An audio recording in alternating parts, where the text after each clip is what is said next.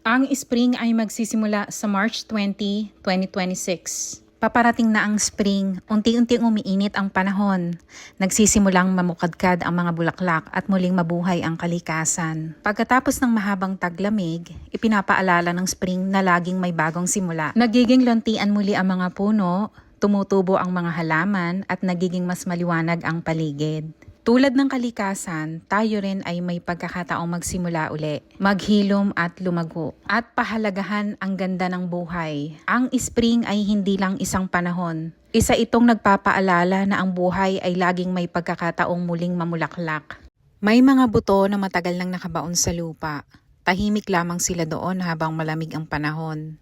Ngunit kapag dumating ang tamang oras, kapag sapat na ang init ng araw at sapat na ang tubig mula sa ulan, ang mga butong ito ay nagsisimulang tumubo. Kaya sa bawat araw ng spring, maglaan tayo ng sandali upang pahalagahan ang kagandahan ng kalikasan. Huminga ng malalim, makinig sa mga ibon, tingnan ang mga bulaklak, at alalahanin na tulad ng kalikasan, tayo rin ay patuloy na lumalago, nagbabago at nagiging mas matatag sa paglipas ng panahon. Dahil ang buhay, tulad ng spring, ay puno ng mga bagong simula.